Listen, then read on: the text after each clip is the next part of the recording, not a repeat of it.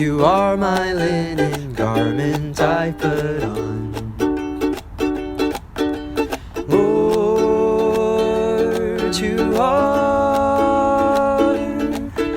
are my linen garment I put on, while I minister to in the inner courts. They shall not gird themselves with anything that causes sweat. They shall not gird themselves with anything that causes sweat. Lord, you are my linen garment I put on. Lord, you are my linen garment I put on, while I minister to you in the inner courts. Oh, your garments smell of earth and aloe, of acacia. Oh, your garments smell of myrrh and aloe, of acacia, as I minister to you in the inner court. Well, hello. Okay, I have to tell y'all something right out of the gates here. Chelsea and I have been covertly and overtly planning a meetup. True story, it's already happened, so before you get all amped up and hopped up on potential enthusiasm. But it's not that there's not going to be another one soon. We just got done meeting with some of the most exceptional people we have ever got to know. Because, you know, if you don't know about the Linen Railroad, we are fanatically enthused to share with you guys about the wonders of giving generously the treasures you've discovered to everybody you can. So we've been planning this meetup for a while now, and we wanted to give away grain and linen garments and have a meetup and a fellowship time with people that have come to walk in this very peculiar kind of way, who are arming themselves with a different kind of armor, like living water. Just drinking different water, how much it can revolutionize your life. I tell people constantly about how just a simple change, like changing the water you drink, how much of an impact that can have on the entire functioning capacity of your mind. And if you can just make a fundamental change to the way you think, just a tiny little correction in the path of the trajectory of your life, it has profound generational effects, not only for yourself, but for those that are around you. This is the heaviest rain I've driven in inside a campground. Fantastic. Perfect way. Hey, you got a shower. I got a great shower. You know what? Living water showers are just as biblical as living water baptisms. Go mikvah in the rain. I did. I sat out there and was starting to sing a song called Singing in the Rain, and I was like, man, what is this nonsense coming out of my mouth? And then I just started literally singing praises to him. And I remembered the Psalms of David. And I talked about the majesty of the Creator who made rain. Warm rain, granted. This is wonderful, warm, hot, humid rain. So you know what? It is a shower. This is the authentic shower. Before garbage pressurized water deceived us all into thinking we were taking showers when we stepped into chlorine and fluoride. You know what we're in now? Living rain. It's salty kind of because I'm near the ocean. But now I'm alive and invigorated. And Busty's getting a bath. And my house just got a power washing from the hands of Yahweh himself. How nice. Marvelous. Because one of the most amazing parts of getting to come together with people, I always bring treasures, right? I'm like a treasure hunter, full disclosure. This tends to be a lot of the treasures. For the last few years, I was down in Florida constantly in the wintertime, gathering up lightning whelks and giant Atlantic cockles and fighting conchs.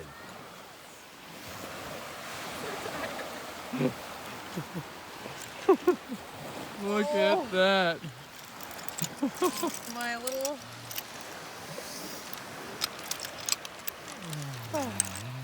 You're so cold and tired. I'm very. And fossils, like these giant plates of armor. People ask me, are these dinosaur bones? I'm like, they're armor. I am not exactly certain because that's how much I found of it. And that piece. But then I've noticed some of these are turtle-ish, probably. The truth is I don't know exactly what some of these things are, but I know they're amazing and I love them. So I've been giving out stuff like that. But more recently, I got a rock tumbler, which means I'm tumbling stones. Constantly. I'm constantly tumbling stones. Like I talked about this petrified wood in my last video. Weapons of mass destruction. But look at this. You could take stones somewhat like this, and they come out like that. Look at that. Beautiful. So awesome. Because, okay, I've never tumbled the sapphires. I always give people sapphires in their treasure boxes and in their treasure bags. We send out, amongst other things, linen and grain and tiny mills because we found super tiny mills that are only $20. And we're like, oh, we could include those. We'll smuggle grain out to the nations. People could plant it, or if they're really hungry, they could just mill it up and have a delicious meal. But we found this like $20 little grinder mill on Amazon, and we're like, sweet, we can sneak people mills too so they can have living bread and just have this drastic, radical change in their lives. And all the time I've been sending out these like muddy looking sapphires to people, like boringish looking. Let me show you.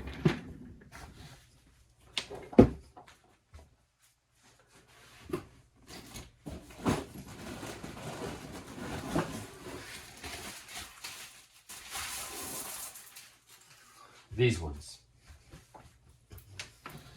I send people bags of these sapphires and they're like, oh, thanks for these other rocks. They'd look at the gemstones. They're like, wee, I like those. Those are pretty. Those are shiny. Everyone likes this stuff. This is fluorite.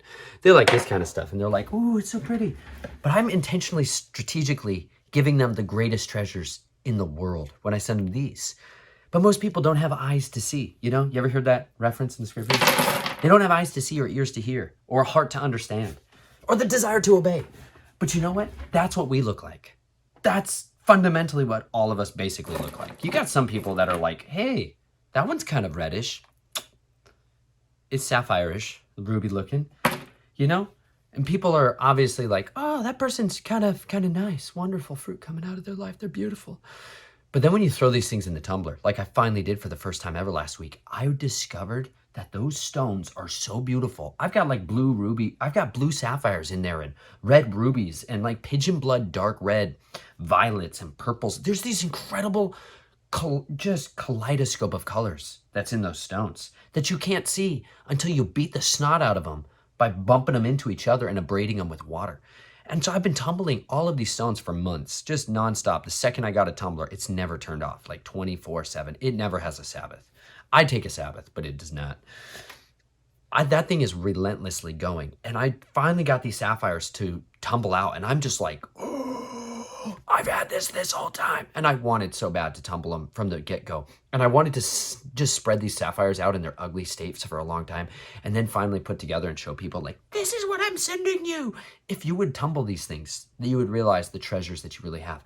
And that's inherently what I'm realizing, who people really are. We had such a diversity of humans that showed up to this meetup, and they were excellent. Like, they were spectacular people. We met people that were doing like back to Eden gardening for years before it was like cool. My name is Paul Galchi, and I was raised as a gardener. My parents grew all of our food in Los Angeles as I grew up, and I remember as a 5-year-old kid, my dad on Saturday morning waking us up and saying, well, we got to head off into the to the horse stables and get some horse manure today. So we went down to a rental yard and got a trailer and went to the horse stables and loaded up manure and came home and spread it out in the garden and spaded it in. And as kids, we wore shovels out, spading in heavy clay ground, mixing soil and having a garden. It was wonderful growing up because every time we were hungry, we could go outside and pick fresh vegetables and fruit all the time. And just down in California, there's nothing you couldn't grow. So it was just, we had it all year long. So it was really great. And so as I started to, grow up and I got married and I had some children and I decided, Los Angeles is no longer a place fit for human habitation as far as I was concerned. It was getting really crowded and smoggy and just not safe. And so I thought I want to move to a place where I can continue to do this and grow fresh food for my family, have clean water, clean air.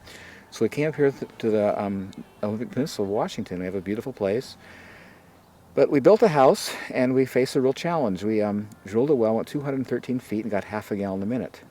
And if you're doing the math and thinking about that, that's not enough water to do a garden. I'll never forget as long as I live. It was August 1979. You know, it was a great year to build a house. It didn't rain all summer, but boy, in August, all this grass was totally dead. The road coming in was all dust. I'm looking at that and saying, God, how am I going to grow fruits without water? And it was so incredible. I hear inside, it says, well, you're looking at the wrong thing. Turn around and look at your trees. And I pushed enough out when I built the house that I knew they had shallow roots. And I says, you know, God, you really have my attention. If you can show me how you do these without irrigation, I can do an orchard.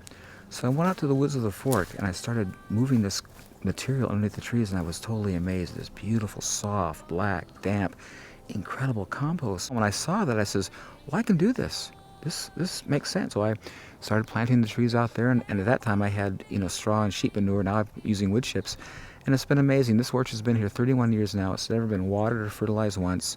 It goes through droughts or whatever, and it's just every year it gets better. As I was doing this orchard, experiencing these incredible results, because I was a creature of habit, and because our nature is to do things as we were taught and not to inquire from God, I says, okay, God, thanks for the help, but I can handle this on my own. And so for, I think, probably 17 years, I was out here diligently rototilling, hauling in organic material. You can see a place over here, my major rock pile. This is my altar. This is where all the rocks that came out of my garden over here. And I'm just doing this stuff, and I'm feeling out, I'm on this treadmill, just running in place, going nowhere, feeling like, oh, I'm going to keep up with this. You know, every spring, the ground is totally muddy and wet. When I tilled it, it turned to weeds in 5 to 7 days, solid green with weeds. I planted things 3 feet apart so I can rototill with it, you know, do the weeding with the tiller, and it was just labor intensive. And one day I got out my orchard, I don't know what motivated me, I got on my knees and I started moving these wood chips. And I'm down to my elbow in this beautiful black compost. And I got up and started screaming. I was so angry. I said, there's something wrong with this picture. I have been killing myself to get this in my garden. I don't have it. I didn't do anything here. And I hear inside, well, it works in your garden the same way. You didn't ask. I was so angry. I threw that tiller away and I started covering my garden with wood chips. I always say people the greatest gift God gave me was that lousy well, because it opened me up to Him and to show me His incredible, you know, work in creation. I've been a gardener for 55 years. I've done tilling, done all that stuff, and it's so amazing now. My only tool is a rake, and it's just so easy and so simple, and the production is so superior to what I ever had. They were on it, and they brought like plants that they'd been cultivating for years and years and years, and had stock varieties and root varieties and seed varieties and unique flavors and giant pecans. Somebody brought buckets of just giant pecans. Look at the size of that thing. The children were going mad for these, as I was, because if you've ever seen normal pecans like that you get at the store, they're never this size. These things are hosses. And they're delicious. Oh, they're so good. They're like thin husked and scrumptious and sweet. My daughter keeps calling them sugar snacks. She's like, "There's sugar, Dad." I'm like, "You betcha. That's sugar." See, if you condition your children's taste buds to not think corn syrup is a food, but is an industrial waste product, they suddenly recognize sweet pecans as a delicate treat. Anyways, these people were spectacular. They brought treasures that they discovered, like living authentically, like living a set-apart lifestyle. And so many of them have lost many of the people that they once called family. And they said as they looked around this group and as they started talking with people, they had this deep resonating joy that they were with family. And I so felt the same way. It was like I finally got to be around people that had an understanding of a way of living that was so unique and so different and so refreshing. There was people that were critical thinkers and articulate and able to communicate what it is that they discovered and their testimonies and the power of restoration and redemption. There was people there that had been deeply idolizing the gangs, living in a lifestyle where the gangs was their whole world, and living through the prison system. And there was other peoples that were professional athletes, and there was other people that had lived a lifestyle that they no longer had any appetite for through education and through schooling and seminary doctorates and practitioners of medicine and just the widest variety of human experience. And it was so beautiful because what brought these people together was living bread, was loaves of bread. We literally just had tables with loaves of bread and different kinds of scrumptious delights there, and handfuls of grain and just heaps of linen and cashmere and wool rugs and leather shoes and And then there's just piles of seashells and rocks and treasures and just all of this just in some random park in the middle of Texas. And people had traveled from states away. You know, we traveled hours and hours to get there to try to meet these people. And they were so vibrant and alive and like clear in their eyes. So many of you, if you have been around unhealthy people, you see this difference in their eyes, this heaviness that's upon them, this uncleanness in their soul that's just clinging to them. But I saw authenticity, and it was just such a refreshment. Chelsea and I have been laboring for so long, kind of behind the scenes, to try to get this all together. And we've had people who've been sending us linen garments, and we've been like waiting to like distribute them out, because this is our deep desire, y'all. If you don't really understand some of the concepts and the deepest hunger for why the Linen Railroad is so fundamental to what it is, our ministry and the trajectory that we're trying to take, is we've seen the Father bless that side of the ministry exponentially over the last year and a half. And it has transformed so many different arenas of our life and infected. It's not just about natural fiber garments. Like, it's not about food like this. It's not just about seashells and fossils. And it's about completely reorienting your life around a way of living that is foreign to us because of the society we were raised in. Probably the sweetest thing I've ever seen. Oh, it's falling asleep.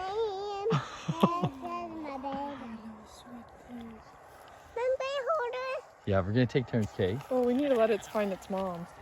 Like, I've spent the last few weeks now diving into the depths of understanding the mechanisms that made our compulsory education system force myself. As growing up in an American society, we were given 15,000 hours of compulsory mandated education, forced indoctrination.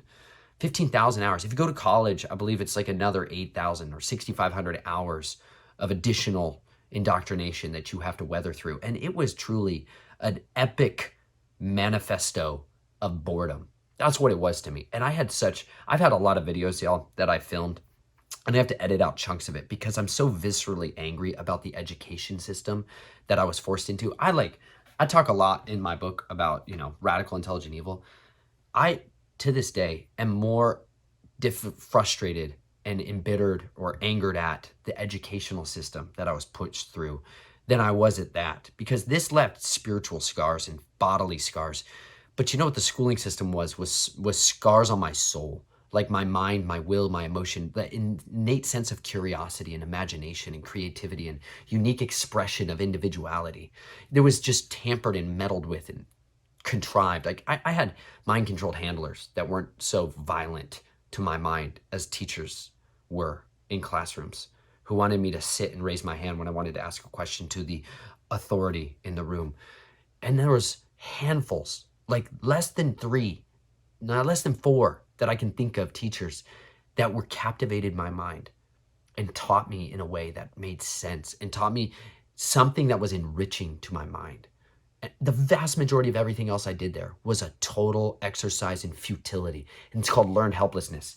It's this idea that, let's just say, there's these psychologists who started to figure out how to dismantle how people do what they do. Like B.F. Skinner, like there's these people that figured people are animals, right? So it's, if you really trace a lot of the origins of why our society is the way it is, on a physical side of it, on just a scientific side of it, or on a religious side of it, you're going to run into these apexes of ideas, the culmination, the root stock of these doctrines that came out.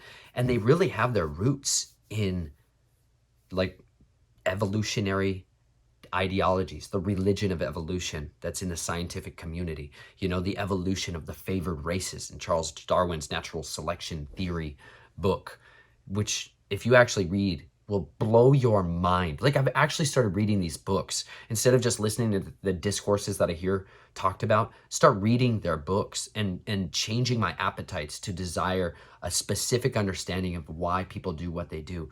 And when you read about the ideas that infected society, you start to suddenly understand this is how humans have justified the things they've done to other people. for the last 150 years, and how they've made a generational onslaught, a targeted onslaught on humanity. And where that really has its foundations in is also on the religious side of it, which is John Calvin. And I know John Calvin is like one of the idols of the Christian faith for a lot of people. But if Now, what should fascinate anyone listening is that's exactly what the so-called liberal philosopher Spinoza in Holland had said in 1690 in a book called Tractatus Religico-Politicus. Tractatus Religico-Politicus. Spinoza said that the ordinary population was so psychologically diseased, murderously so, there was no way to heal it. Just as Fichte, 125 years later, said there was no way to heal the disobedience gene in people who thought for themselves. Fichte said we have to set up a system of forced schooling, universal forced schooling, in which we destroy the imagination. Bells, ordered lessons, constant testing, rankings. Now, if it were only those two major figures, but you now can go back a few hundred years in history to John Calvin's Institutes of the Christian Religion, which is this thick, tiny print. But if you ever go mad and actually force yourself to read it, rather than to read what an encyclopedia tells you it says, you'll find that Calvin says that the saved are saved before they're born. The damned, who are 19 to 1, are damned before they're born, and no amount of good work or behavior can save the damned, and no amount of evil behavior can damn the saved. The expression that used to be pretty common, but has vanished, I think on purpose, is justified sinners. The saved are justified sinners who can do anything. They can carpet bomb civilian populations, whether they're Nazis or Americans. You know, you've done no harm according to Calvin. Calvin said the only way the elect, he called the saved, the elect will ever be safe because they're outnumbered so heavily, is to set up a system of universal compulsion schooling with the intention of destroying the imagination and filling the head with garbage. Spinoza said the same thing. Fichte said the same thing. he was like the religious beacon of justification for generational enslavement of the mind. And whereas Charles Darwin was like the prophet of the scientific community, you know, and this kind of religious system came forth and how to infect the minds of men with foolishness. And I've been just so woefully encouraged to understand why our world is the way it is and how do we dismantle that empire. And for my family and I, like, I'm looking at the way that the Father does it in his scripture, because you guys got to remember, the Israelites, when they came into Egypt the first time, they were living in Canaan originally with their father Jacob, and they were, agriculturally based to the fullest extent of it. They were shepherds. Like, they had flocks and sheep and herds, and they were rich. Like, they were super wealthy. And yet, during these times of famine, there was a famine of grain. There was no grain being grown. Other crops were growing, but there was no grain during those years of scarcity. And so the world was going to Mitzrayim, to Egypt, to Yosef, to get grain specifically, because they could not get it anywhere else in the world. And he had it. And so by the time the Israelites move into Egypt and they're given the most fertile land of Mitzrayim, they get this land called Goshen, and they're multiplying like crazy. Like, they're just being fruitful, and they are filling their quivers, man. Children being born to many, many fold. And they're blessed like crazy until the days change. This change takes place and there's a society that comes along. And if you read, like I've talked to you all about, these other scriptures that were written before that used to be included in our scriptures, like the 1611 King James, they used to have these books in them to give you a better picture of what was taking place as to how specifically the kingdom of darkness manipulated men to come up with a system to enslave others, to obey a government, to obey a pharaoh, to obey an ideological system that was counter to the biblical order, the natural order, like not dominating your other man so that you can be in power. They got taken captive through a system where they labored to build, and it was for wages.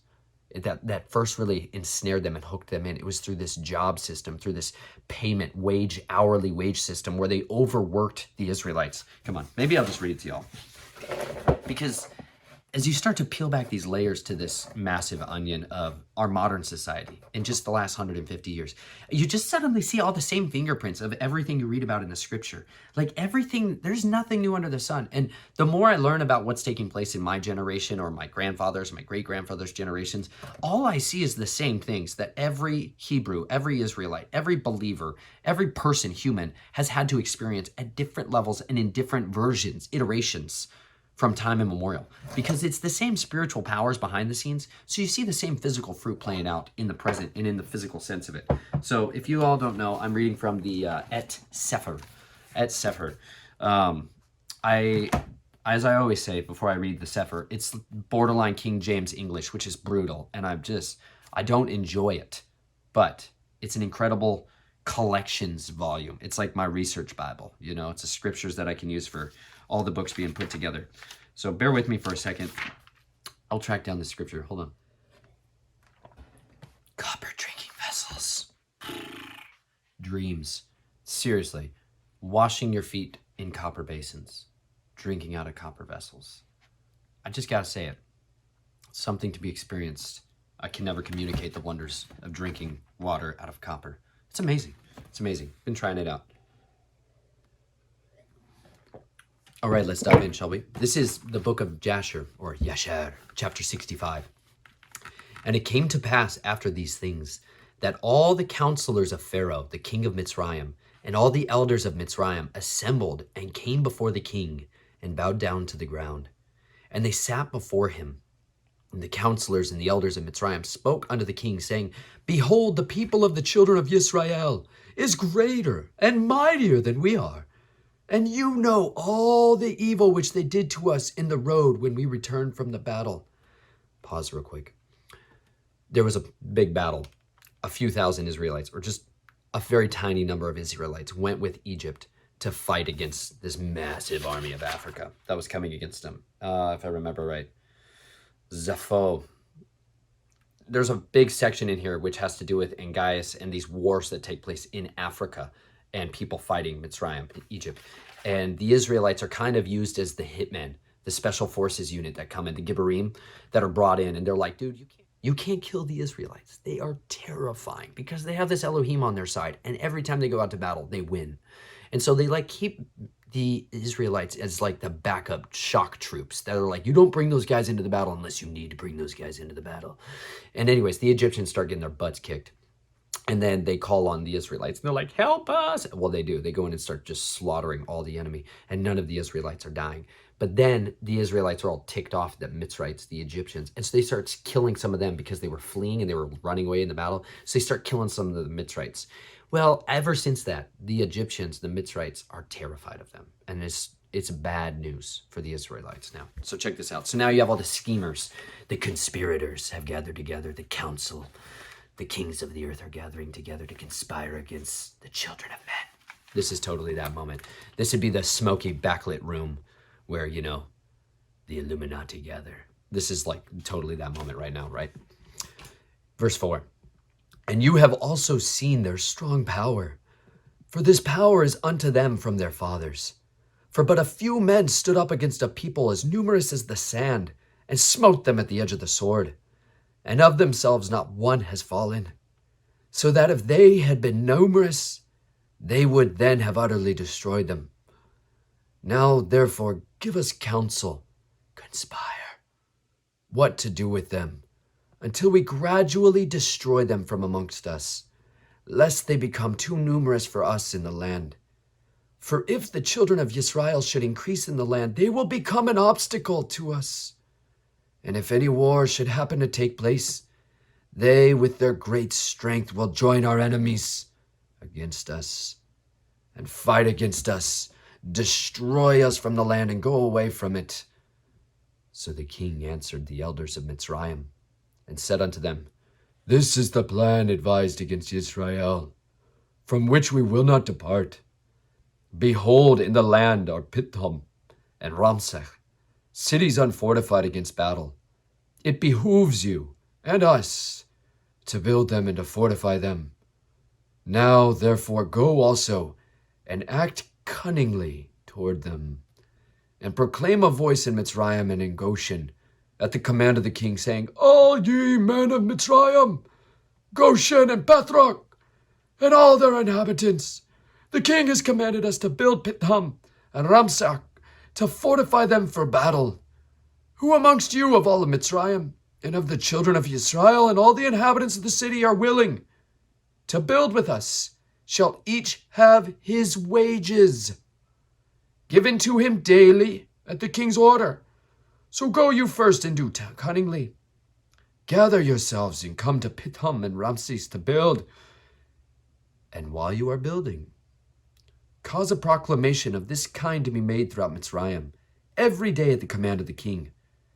And when some of the children of Israel shall come to build with you, you shall give them their wages daily for a few days. And after they shall have built with you for their daily hire, drag yourselves away from them daily, one by one in secret. And then you shall rise up and become their taskmasters and officers, and you shall leave them afterward to build without wages. And shall they refuse, then force them with all your might to build. And if you do this, it will be well with us, to strengthen our land against the children of Israel. For on account of the fatigue of the building and of the work, the children of Israel will decrease, because you will deprive them from their women day by day. And all the elders of Mitzrayim heard the counsel of the king, and the counsel seemed good in their eyes and in the eyes of the servants of Pharaoh, and in the eyes of all of Mitzrayim. They did according to the word of the king. So you see the strategy. The ultimate actual strategy of this is population control. So let's just be really clear.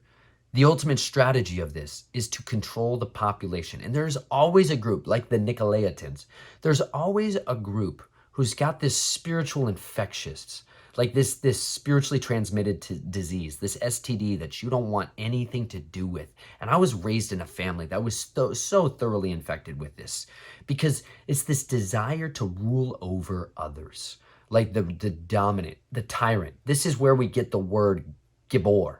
Like at its root, one of the translations of Gibor is like a mighty man, a valorous, a champion, but it's also a tyrant. And like it's the two manifestations within the same room. In Hebrew, they call it a contronym, where the word can mean it's one way and it's opposite. It can mean the same or the opposite. So you can use the word Gibor to describe a mighty man of courage and bravery, and a servant and a humble, meek man like Moshe would be the iconic Gibor, mighty man of valor for the Israelites, who's going to juxtapose Pharaoh, who is also a Gibor.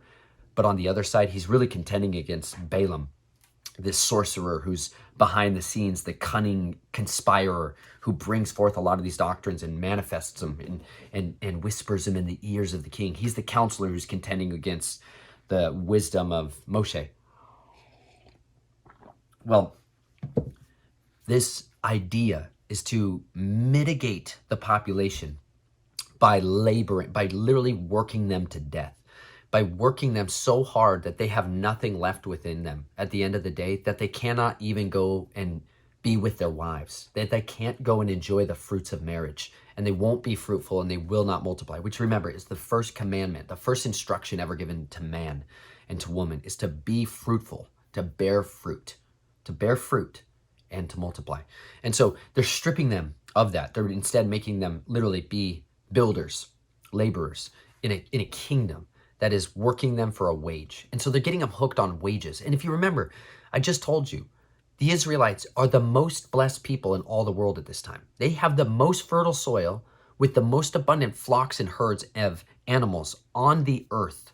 And yet there's these people who have devised a way of getting them to want a wage more than they want the freedom that they actually have, right? So this is where you enter in the propagandists, right? Which is why in my first times I ever got opportunities to talk to people about the strategies of the enemy, I talk about Edward Bernays, he is the engineer of public consent, who brought these doctrinal beliefs of the few reigning over the many, and he made it palatable, and he made it desirable, and he made it delicious, and he sold it to people. This is why bacon and eggs became a breakfast staple in America. That guy was like, hey, we have this waste product, meat industry. We have this waste product that's so horrible. We can only feed it to animals, basically, which was the flanks of pigs. And he's like, we can make that into bacon. I just need to make every American think that it's American patriotic duty when you eat bacon and eggs. And he did that. He created a PR campaign to do that. He made people want to do things that weren't necessarily in their greater interest, but served the merchants of death behind the scenes, the corporations. He was the one who helped to bring a lot of that. He's the inventor of the celebrity and the stars and the red carpets and all of the media approaches and entertainment approaches to using influence and athletes and positions of power to manipulate and control the minds and the masses of the people.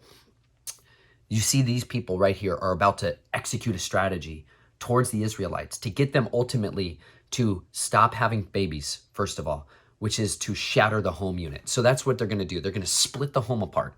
They're going to separate fathers from their houses and get them out laboring away from their families. They're going to destroy the family unit. And then they're going to slowly and incrementally go from paying them wages to dominating and ruling over them and forcing them into slavery, right? This is how that kingdom converts people to become bricks in a building rather than living stones of testimony.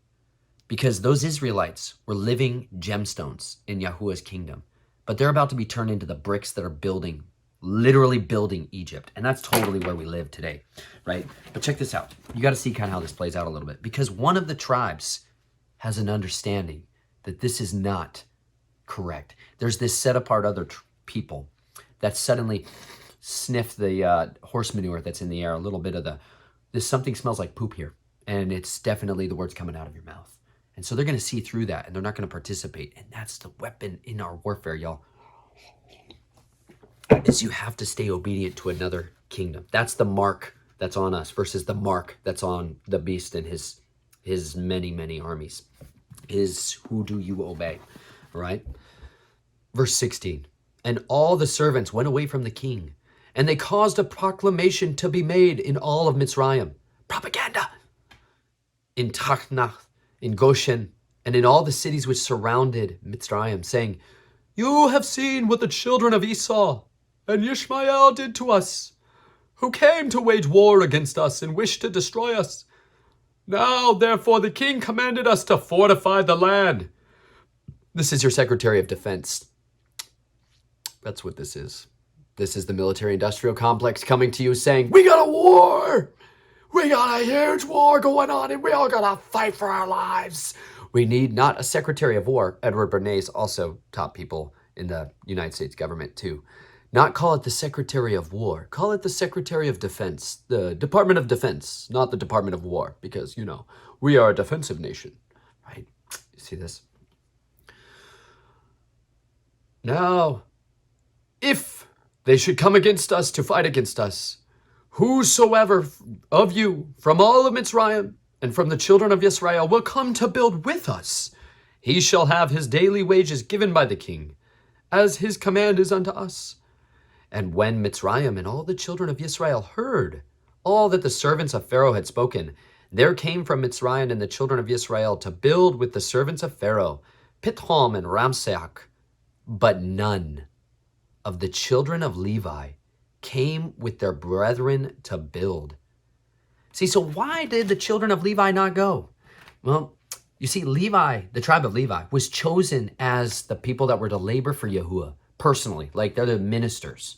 They're the servants of Yahuwah. And he told them, basically, they're not going to get an inheritance when they go into the land, when they go and fight for the land. He says, I'm your inheritance. And they had this duty. They had a boss, like a sovereign that was over them, who they had to obey him. And they actually lived that out. And you'll see this. They're the only tribe, and this is never talked about in modern biblical Christianity.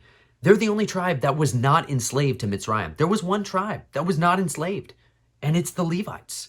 They didn't enter in at the beginning. And this is why it's so pivotally important at this time and at this stage in the game that we're all in, that you not participate in that kingdom to the fullest extent of your capacity, of your abilities, that you abstain from participating in that system, which is why I've been laboring in the fields, because that's where the Levites were. They were still in their fields, whereas all these people left the place that Yahweh blesses extravagantly, uniquely, where men go toil by the sweat of their faces, and they instead plug in to the promises of another system and hope that it will provide for them.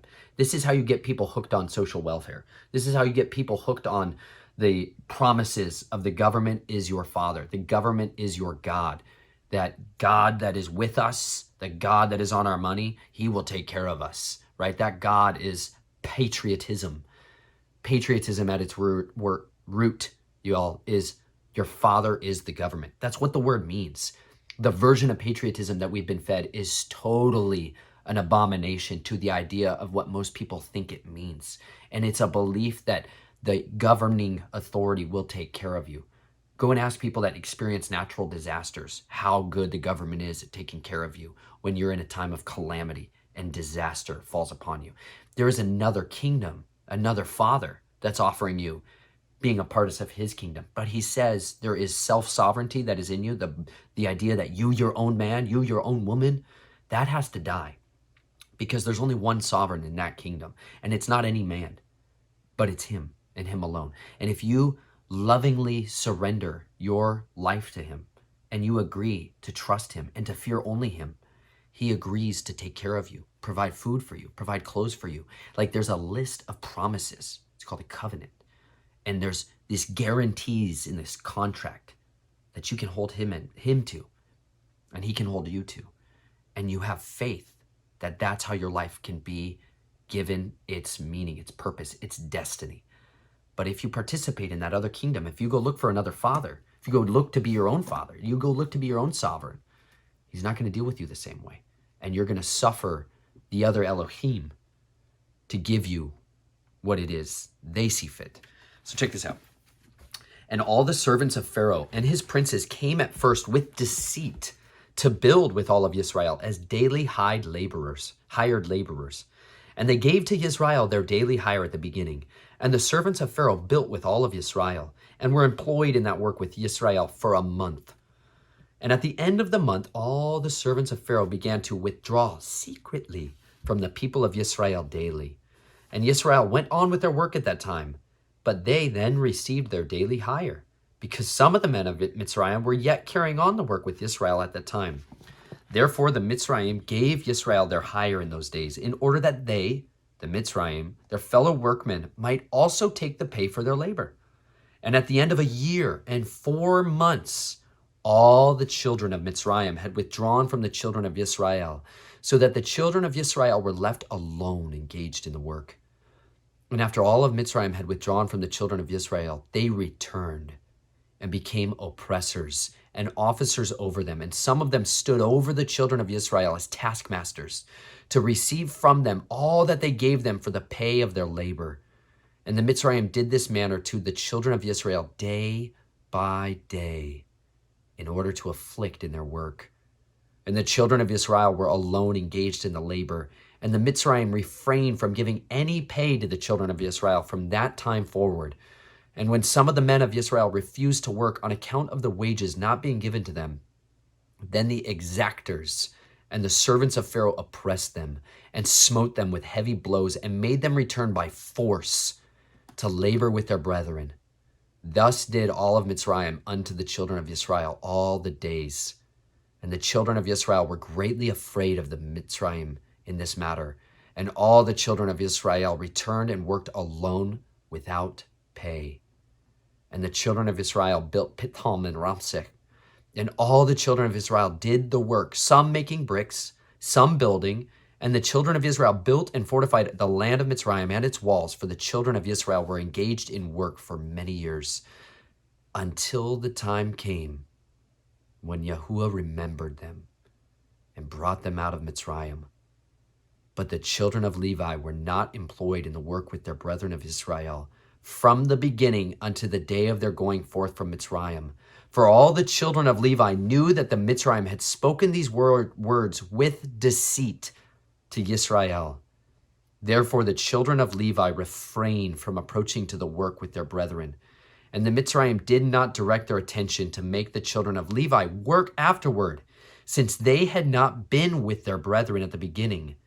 Therefore the Mitzrayim left them alone. And the hands of the men of Mitzrayim were directed and continued severity against the children of Israel in that work. And the Mitzrayim made the children of Israel work with rigor. And they embittered the lives of the children of Israel with hard work, in mortar and bricks, and in all manner of the work in the field. And the children of Israel called Melol, the king of Mitzrayim, Mayor, the king of Mitzrayim, because in his days he had embittered their lives with all manner of work. And all the work wherein the Mitzrayim made the children of Yisrael labor, they exacted with rigor in order to afflict the children of Israel. But the more they afflicted them, the more they increased and grew. And the Mitzrayim were grieved because of the children of Yisrael. You see, there is this beautiful reality that's inescapable for these stories that play out.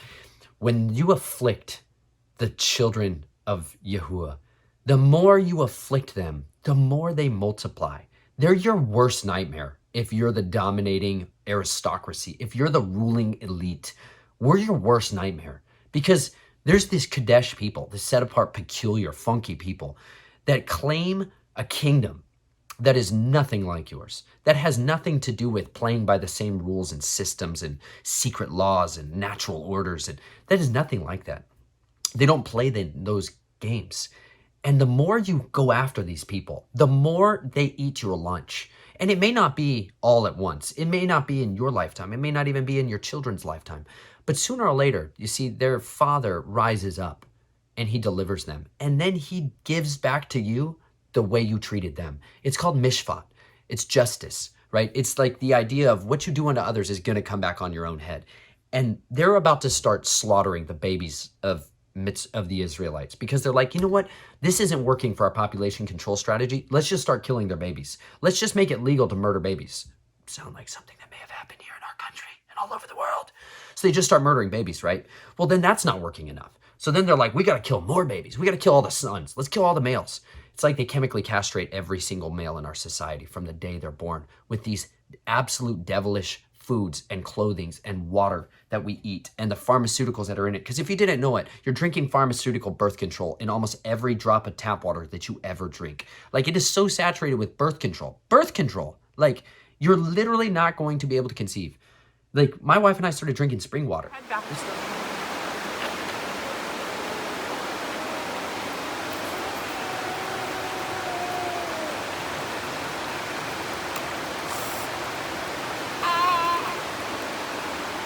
Look at this mossy guy. Oh my gosh, it's good.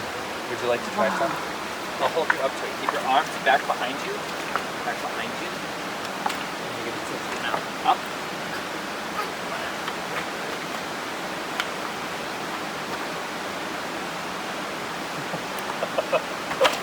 What is that, Bart?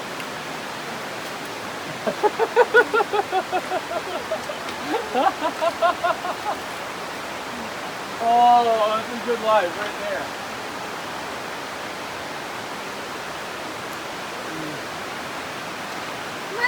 We were made to drink water like that, huh? You want more? All right. Ready? We started eating our natural organic foods. Let me show you the out of the juice box.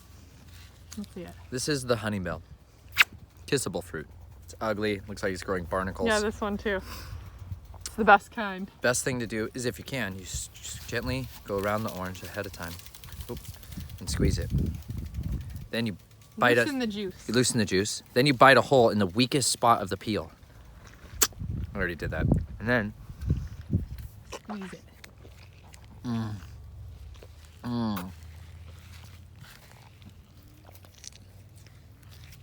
Juice pouch.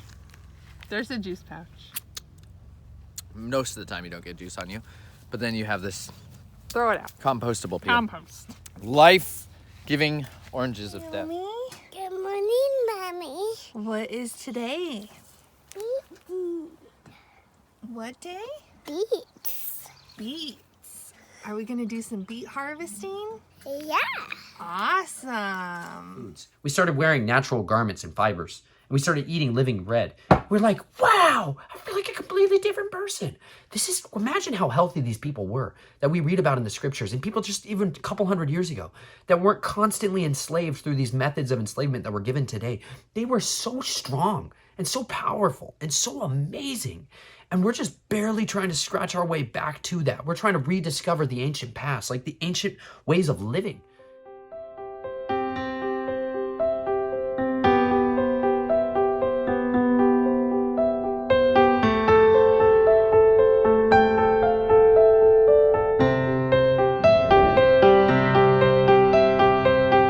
Great is your faithfulness. I'm gonna sing. There's my beautiful dough that sat overnight. So awesome. I just covered it with saran wrap, let it be. Now we're gonna turn it out on some flour and make some little loaves.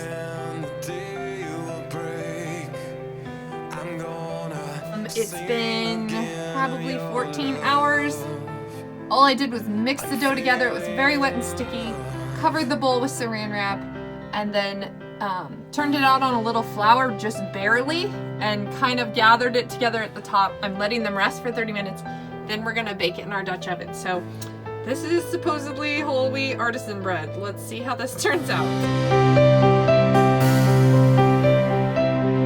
Great is your faithfulness. I'm gonna sing of it when the night falls. We're like ignorant people, blind people crawling around in the dark looking for a candle and a lighter, you know? But we're finally starting to see, because these scales are getting removed from our eyes, that this kingdom, if we follow our Creator's unique and peculiar ways, we're given an inheritance of knowledge and understanding and of truth that makes us indefeatable. It makes us the unconquerable enemies to those who would seek the destruction and the enslavement of mankind. And you know what? There was a couple teachers that I had when I was young who taught me to think differently. They gave me an opportunity to study and learn that was so dangerous that the schools fired them immediately. Like, I had a Bible teacher in 7th grade. What was his name? Mr. Schimmel? No, that's not right. I can't remember. But he sat us down in this Bible class and he said, you're not allowed to talk in this class about what you believe unless you can tell me book, chapter, and verse from the scriptures, and the scriptures is what tells me what you think. Otherwise, you're not allowed to present an idea to me that you've heard or a doctrine that you've inherited. He said, but by the end of this course, you're going to be able to give me a description of everything that you believe, because what the scripture says, that's why. And it was one of the most challenging classes I ever had. Not because it was hard, but because I was dealing with an onslaught from my family. Like, when I went home, I suddenly had all these critical questions about, hey, Dad, why do you believe the way you do believe? You know, I started asking these critically hard questions about Calvinism and Arminianism and these like great debates that are in the Christian church. If you're unfamiliar with it, it's okay. It's not really relevant to the topic. But there's these like doctrinal ideas that you get and you inherit depending on what denomination you're raised in. And you suddenly start to evaluate and pick at those and pull on those. And you're like, yeah, why do I believe in these things? Like, can I even defend it? And this was why I had just read, when I was 12 years old, I read the entire scriptures in a year. And I had just come off of that, and I turned 13, and I step into this class, and the man who had been abusing me my whole life, the generational dragon from my family, had just died, and I was in a super crazy, vulnerable, emotional state. And this guy sat us down and is like, I want you to be able to defend your faith. He was the first person to introduce me to apologetics, like having a firm foundation for what you believe. A man of convictions. He was a Gabor. He was a mighty man of valor, and he was standing in a cauldron of vipers, in that Christian school. And the compulsory education system of boarding schools and Christian education is insane. It was the most abusive environment I was ever in scholastically, was Christian schools. The social engineering that took place in the hallways of Christian schools was the worst I ever experienced. And it was an onslaught because these people had a biblical idea of arrogancy and pride that made them intolerable and moderately infectious on every human's hope. And I stood in that classroom and I got a conviction in me about how to defend what it was that I believed in there. And they fired him promptly within a year because all these children started going home and having research papers, like hundreds of pages long. At 13 years old, these children were cranking out master's thesis level works because they suddenly had been given an opportunity to be creative and to express themselves as a young man. Not as a child, but as a young man. He didn't treat any of us like children because none of us were children. There is not this category thing called adolescence. The modern version of compulsory education is designed to extend artificially childhood, to keep you immature. This is why I know 40-year-old men that are stupid and are children still, that still want to go out and act like a 17-year-old. And meanwhile, they're losing their life for childlike things, for playing video games. Men, if you're watching this and you're over the age of 12, young man included, murder your Xbox, murder your PlayStation, destroy your computers. I had a mighty Gibberim, Daniel, that I met, and we smashed, him and his father and I smashed his Xbox with a sledgehammer maybe, or a giant splitting maul at like 2 a.m. after staying up super late talking about all these awesome, crazy, random conspiracies and scriptures and all this stuff. And he smashed that thing to pieces. And it was so beautiful because it was the destruction of his idol. It was the destruction of the stronghold in his life. And he took violence to that idol. And it was so powerful to see that. And to this day, man, if you are watching this and if you squander your time with video games, I don't care if it's the one on your phone, like put it away. Put away childlike things because that is there to capture you. That is there to make you do the dragon's will. It's there to seduce you, to steal your time. The precious minutes and seconds every single day that are squandered through it are you being kept away. It's population control. It's keeping you away from laboring in the fields of men that you were made to be fruitful in, whether that's your own family or it's the families in the fields of others.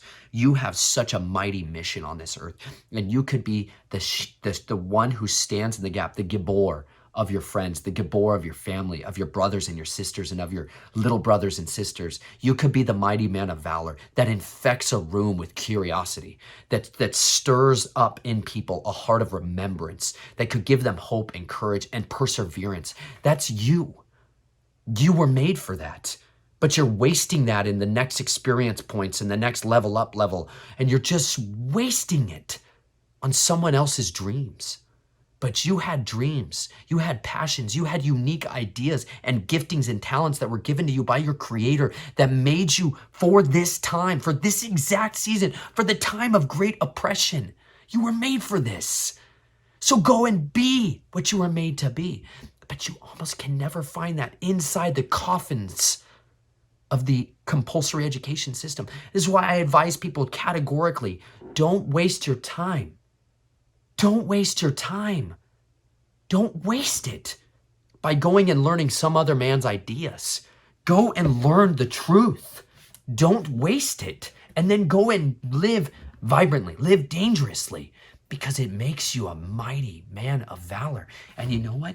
Those Levites, when they lived a set-apart lifestyle, when they refused to leave and go and listen to the seductive words of the propagandists, and they clung to the truth, they were spared all of the suffering that takes place. They start taking the Israelite children and they start making their fathers bury their children in the bricks.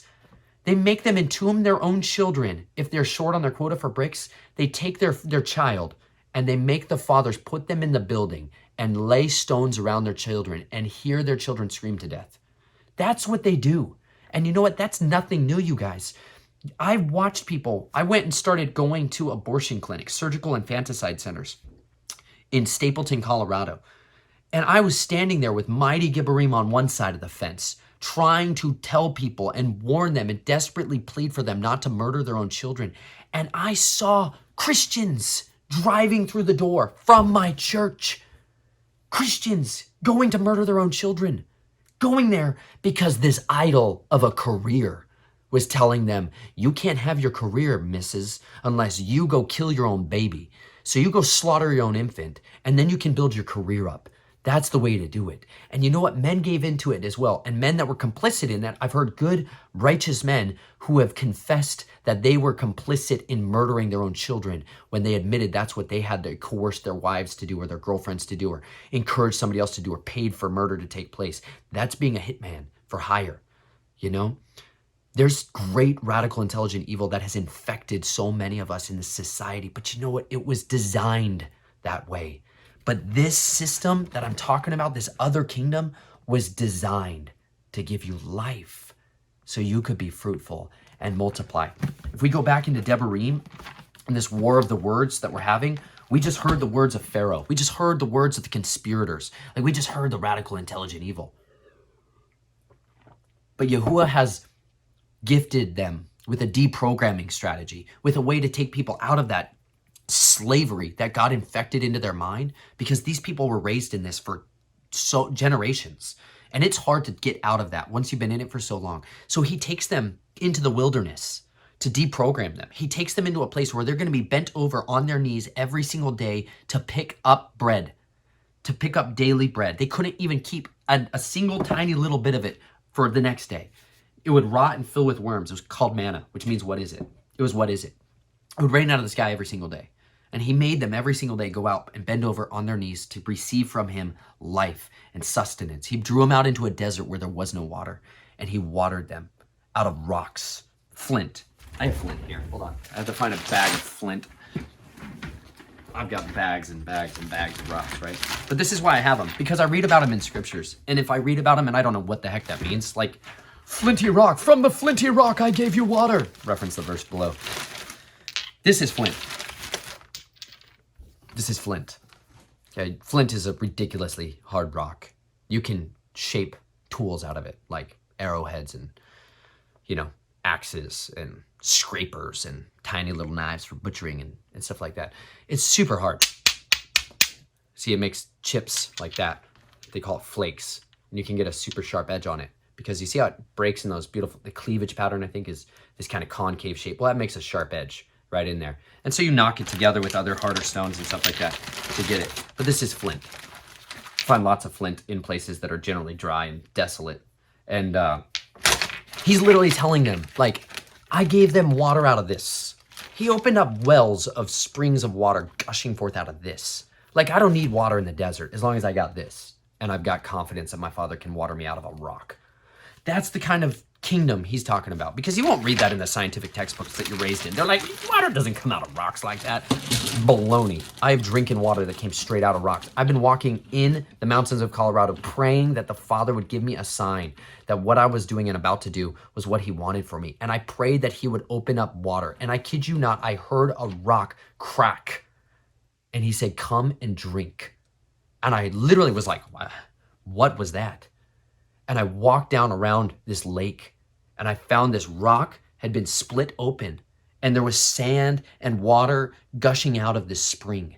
It had been, water was coming out of the ground where I'd never seen water before. I'd walked around this lake all the time. This was in this place called Gold Lake, Colorado. And there was water coming out of the ground. And I called it Jesus Spring at the time because I was like, this Jesus answered my prayer. Like, there's water coming out of the rock. I drank every day. And that's where it started for me. I took this water bottle. I would take this water bottle and I would shove that thing down into this little muck and sand at the bottom of this thing and just fill this water bottle up. And every day, that was my first deliverance, was drinking water from the rock. I started drinking this spring water and I was filling this jug up and drinking it. And I was like feeling so good.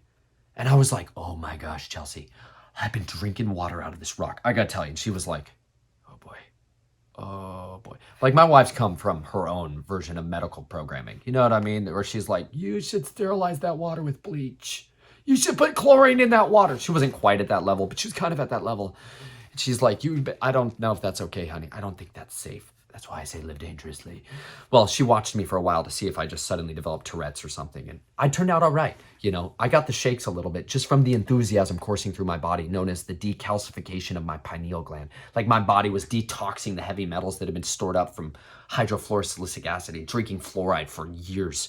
And I was like, wow, I feel so good. Like I feel like I can remember things again. Like I have clear thought. Like, this is amazing, honey. We should drink this stuff. So I started bringing jugs of it back home, and then 5-gallon jugs. And then I found a spring on the side of the road that I could fill it up at. And it started washing my mind in this water. It started cleansing my soul. And that's what the Father first gets the Israelites to, he starts to heal them through the waters that they're drinking. He starts to heal them through the bread that they're eating. He starts to heal them and restore their confidence in them in the clothes that they're wearing that don't wear out. But those clothes came from them plundering Mitzrayim, which is what the Linen Railroad is all about. It's trying to get people wherever you are. If you're watching this and you're in Australia, if you're in South Africa, or if you're in Sweden, or if you're in Norway, that you yourselves, you Canadians, would gather together and go and plunder Mitzrayim, go and plunder Egypt, wherever it is you live. Plunder it of the treasures that they don't know are treasures. They're blind to it because they've got these scales over their eyes from the dragon's deception and they can't see it, but you can. Plunder those treasures, gather them and collect them, and then distribute them out to the other people that the Father reveals these truths to, who have eyes to see and ears to hear and a heart to understand and a desire to obey. Because then we ourselves can become those bastions, those springs of living water that are bubbling up, these living stones that water comes out of, that when people come into our path, they are refreshed, they are fed, they are nurtured, that we are the houses of hospitality, the people that are generous, even amidst a time of scarcity and lack and fear, that we're not like that we're people who are exceedingly generous in a time of absolute self-stealing fears. And you read in Deuteronomy 2, the synopsis of that feeling and those experiences as people are going through the wilderness. Check this out. I think last time we got to, not very far, like verse 13 or something. Verse 14. And the time we took to come from Kadesh Barnea until the time we passed over the Wadi Zered was 38 years, until all the generation of the men of battle was consumed from the midst of the camp, as Yahuwah had sworn to them. And also the hand of Yahuwah was against them, to destroy them from the midst of the camp until they were consumed. And it came to be when all the men of battle had finally perished from among the people that Yahuwah spoke to me, saying, "This day you are to pass over at Ar, the boundary of Moab. And when you come near the children of Ammon, do not distress them, nor stir yourself up against them. For I do not give you any of the land of the children of Ammon as a possession, because I have given it to the descendants of Lot as a possession. That was also reckoned as the land of Rephites, and the Rephaites formerly dwelt there, but the Ammonites called them the Zamzummim." These are giants, y'all, like literal giants. Gibor, but like huge giants, 12, 15, 16, 18 feet tall giants. "A people as great and numerous, as tall as the Anakim. But Yahuwah destroyed them before them, and they dispossessed them and dwelt in their place, as he had done for the descendants of Esau who dwelt in Seir. When he destroyed the Horites from before them, they dispossessed them and dwelt in their place, even to this day. And the Awim who dwelt in the villages as far as Azah, and the Kaphtorim who came from Kaphtor, destroyed them and dwelt in their place. Arise, depart, and pass over the Wadi Arnon. See, I have given into your hand Sihon the Amorite, sovereign of Heshbon, and his land. Begin to possess it, and stir up yourself against him in battle. This day I begin to put the dread and fear of you upon the peoples under all the Shemaim, who, when they hear the report of you, shall tremble and shake because of you. Then I sent messengers from the wilderness of Kedemoth to Sihon, the sovereign of Heshbon, with words of peace, saying," okay, hold on. That's just so savage. He literally saying Yahuwah himself is going to start a PR campaign for his children. He's like, you know, I know Balaam and the sorcerers and the propagandists have been waging a relentless, all-out, total onslaught war to try to capture the minds of the entire face of the earth. But you know what? I'm going to start my own campaign. And here's how I'm going to do it. The plagues. He like thunderously destroys the most powerful nation in all of the earth and delivers his people out of their hands. Literally, he kills the most. It'd be like the United States getting wiped out categorically in such supernaturally devastating ways that every eye and there's like, I think 300 military bases for the United States around the world. It'd be like every single military outpost of the United States and our entire military industrial complex getting eradicated in a stinking moment, like by the hand of Yahuwah. Like there's people, if you're an American, it's like, you're like, we're the best people in the world. Man, we are the exporters of radical intelligent evil to a lot of other countries. Like you got to understand, you go to Afghanistan and you watch the devastation of what we did over there. Like you go to Iraq, like I've been to the Middle East enough to be like, okay, it's a different perspective when you suddenly stand inside someone's houses who got blown to pieces. Like when you put your fingers in the wounds of people that were blown up by IEDs that like your nation had a huge part in creating and fomenting. Like when your nation created the mind-controlled terrorists that's waging a war against its own civilian population, you're like, wait a minute, man, I have inherited lies, like a lot of lies, like a lot of them. There's some incredible humans in the United States military who have done extraordinary good, but there is a whole lot of radical intelligent evil that's exported death to a massive amount of this world. And it's a punishment, man. There's consequences. Mishvat is a serious thing. And if the Father chose to wage a PR campaign against the nations for his children of Israel, he could do it in a moment. And you see how in the past, Yahuwah destroys and dispossesses other people, and he can eradicate armies in a breath of his mouth. But you know what? We have to choose that he knows. We have to choose confidence in knowing that he knows the best time for when it is that needs to take place.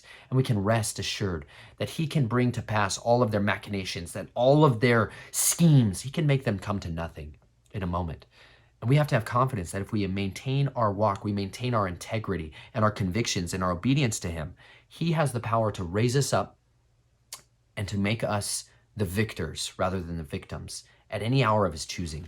And you're going to see that play out because there was a generation that was in the wilderness who didn't get that picture. And that's the generation he said he killed off. For 38 years, he personally killed off that generation of people that doubted him when they saw the giants and they saw the armies of Pharaoh. And they're like, Bill Gates is running the world. Don't you understand how many people are in NATO? And oh my gosh, the UN is going to kill us all. They're going to enslave us with Agenda 2030. We're all going to die.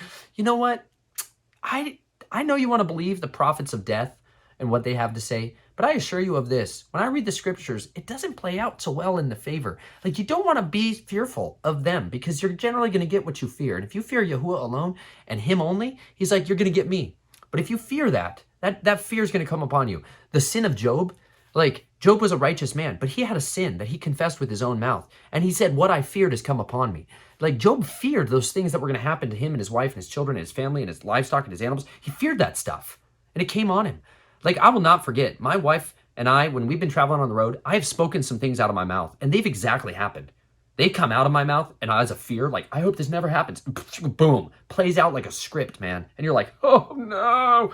Like, my wife and I, we moved onto this property to become goat shepherds. Yay! Goats. I have a serious problem with goats, but I'm not going to go into it. Anyways, I was going to be a goat shepherd, and I was like, you're going to pay me with goat's milk? Deal. Oh, that's going to fall. I have a giant stained glass lamp here it's gonna fall. This is like one of Chelsea's favorite things and it fell. I just put it back up on the lamp. It's still good.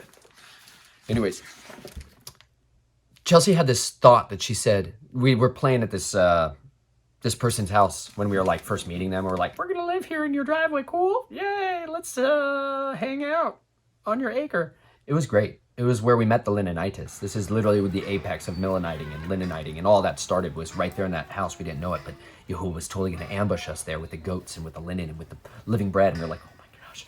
But anyways, they had this trampoline, and all the children were like, bounce around the trampoline because they'd grown up with the trampoline. Well, I have a 3-year-old daughter at the time, and she's like, never been on a trampoline because I know what happens on trampolines. And I'm like, oh, you're going to fall and break your arm. And that's what my wife said.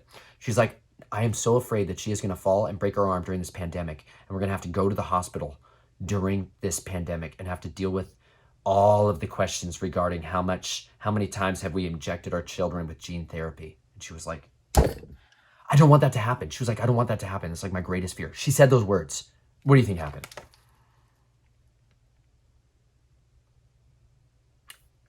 Totally. 100%. Naomi is playing on a Sabbath. We're like, we're so protected. We're on the Sabbath. Nothing bad can happen to us. Yeah, on a Sabbath, we're like hanging out with this other family. She's jumping around on the trampoline, breaks her arm. She was trying to do backflips because I tell my children to live dangerously. And she's trying to do what the 14-year-old's doing. She's like, Dad, I can do backflips. Watch. Breaks her arm. So we end up in the hospital. Full disclosure, I don't think we needed to. I'm learning a whole lot more about different versions of health care and all the other stuff that's available to you. But, you know, it's hard to undo some of that programming. It just takes time. Anyways, we end up there and they're like, yeah, she broke her arm, blah, blah, blah. But the Father totally provided for us. Total protection through that whole system, through the entire time, from beginning to end of that process. You know, she was in a cast for a while and that was uncomfortable and annoying and stuff like that. Really launch her out, Nate. Set her down in there. Yeah. Well, you gotta let her go this way. That's the way the creek wants to go. Go ahead, Nay. Oh no, Dad's finding rocks. He's getting distracted. Go ahead, Nay. Launch the cackle mix. Yeah, Micah, man. Nay, don't put water in the boat. It'll stink. It won't be able to drain it out and then yes. Yes. Yes. She's off.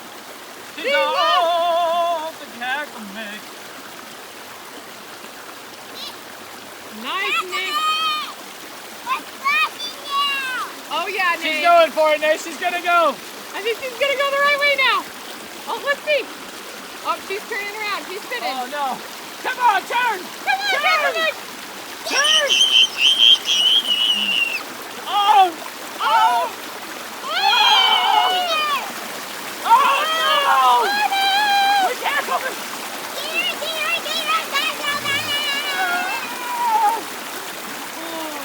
It totally helped restore and heal and bring to both of us an understanding that could we trust him?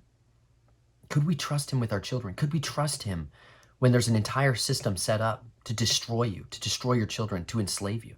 Could we trust him to not fear the giants of the land, but to have confidence that he would see us through to the end of it? That if he's going to give us an inheritance, a promise incorruptible immortality that's promised to us, that he will rule and reign over the earth and that we will get to rule and reign with him if we would yet abide and obey him, if we would love him and mature and come to walk in his faith, that he would wash us and make us his precious inheritance on the earth.